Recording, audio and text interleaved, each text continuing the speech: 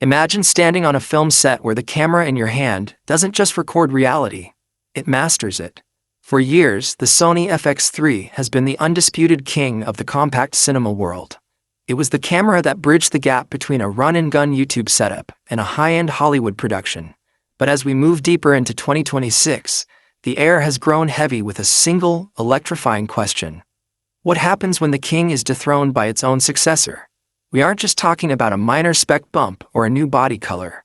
We are talking about the Sony FX3 Mark II, a device that is rumored to feature a sensor architecture so radical, it makes every other mirrorless camera on the market look like a relic from the past. There's a reason Sony has been holding their breath. There's a reason the leaks from the testing sites in Japan are being scrubbed from the internet within minutes. Today, we are going into the shadows to uncover the truth about the FX3 Mark II.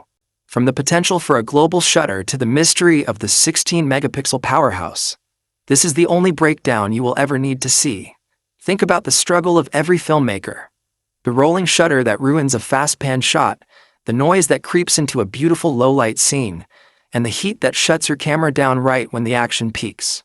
For the FX3 II, Sony isn't just fixing these problems, they're deleting them from existence. The most explosive rumor circulating right now suggests that Sony is abandoning the traditional CMOS sensor in favor of a partially stacked 16-megapixel beast. Now, you might hear 16 megapixels and think it's a downgrade from the current 12 or the 33-megapixel hybrids. But you would be wrong. In the world of cinema, fewer pixels mean larger pixels. Larger pixels mean a 41% increase in light gathering capability. This isn't just a camera. It's a night vision goggles for cinematographers.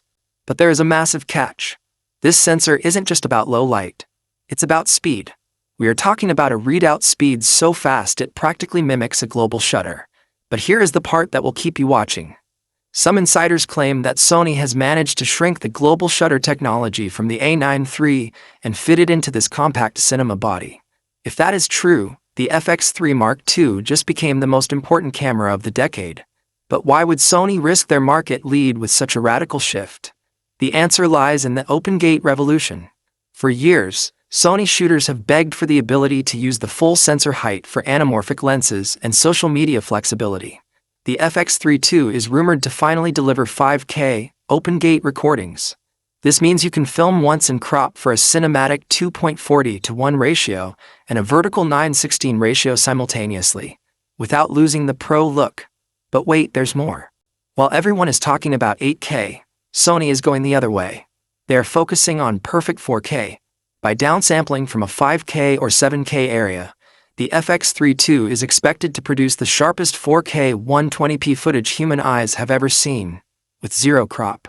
Imagine 4K 120p with no crop. No losing your wide-angle lens. No compromise. Just pure, unadulterated motion. Let's look at the body because a cinema camera is a tool, not a toy. The FX3 was famous for its cage-free design and those mounting points. But it lacked one thing that every filmmaker carries in their bag: internal ND filters. This has been the holy